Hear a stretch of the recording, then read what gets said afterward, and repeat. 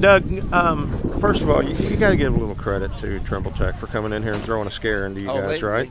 They played well. I mean, I was even Ellis, Coach Ellis went and watched them, and he said they'd be a good ball club, good ball club, and they definitely were.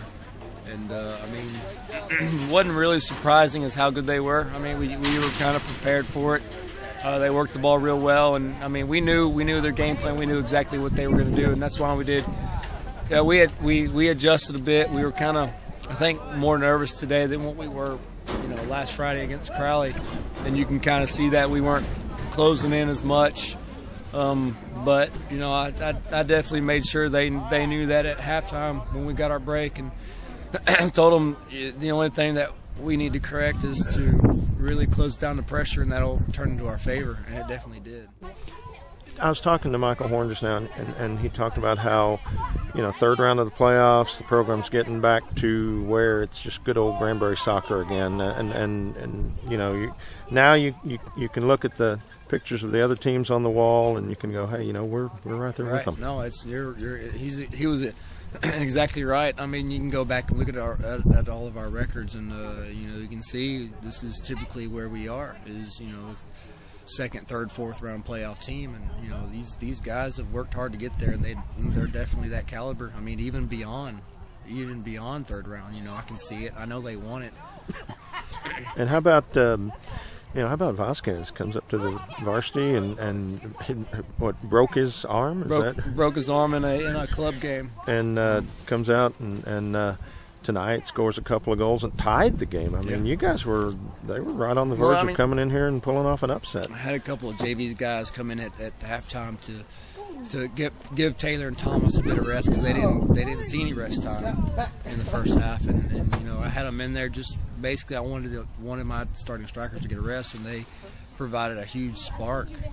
Both of them did, and after about 8 minutes of play, I went ahead and sat them. Got my other two original starters back in, and then kind of saw the spark go away a little bit, and so we adjusted the formation. Talked to my coaches about it. And we adjusted the formation, put Patrick back in there, and you saw that immediate spark right back in.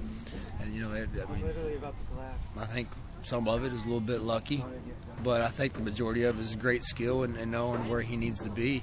And and he did that. He got where he needed to be and finished the ball, most importantly, and put it in the back of the net. So, kudos to him for stepping up into such a big game. How relieved were you when you saw that ball go in with like 4:06 left?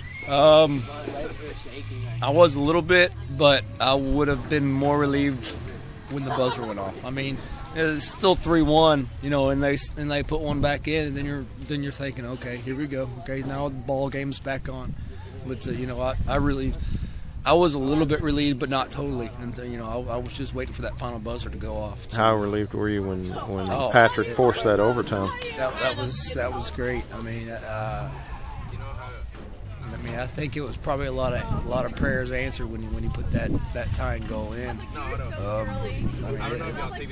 That's all I can explain it. He hadn't been in this kind of position in a long time. You dominated district for the most part. Yeah, you did have a tie with Cleburne, but you were even ahead in that game. It's been a long time since you've seen the clock winding down and you were behind. Yeah, it's an eye opener that we're ready to. There's great ball clubs left. There's not a a fifth, sixth place team out here playing anymore. It's good ball clubs out there, and games are going to be like this. And hairy, sketchy. You probably won't see many blowouts like we had on Friday.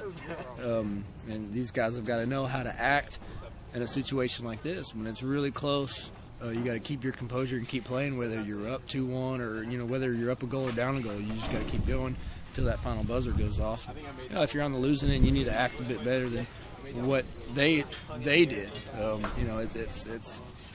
I try to teach the guys a little bit about class and how to act. You get up quickly. Sometimes if you find the opportunity, maybe even help a player up. If you find that opportunity, just trying to compete with class and not letting it get to your head as far as you get down and get to your head, then you get dirty and get stupid. get the game out of your head. And what are your thoughts about the next round then? I mean, it'll be another tough ball club. Northside, another Fort Worth ISD team. Forward Northside. I mean, they beat Arlington Seguin. Arlington Seguin's the top 5 team in our region, and they just got put out. I don't even know if Northside's even in the top 10. I'll have to look and see. But I mean, I want to say they only have a couple of losses and about 5 ties. They'll be a good ball club. I mean, if you beat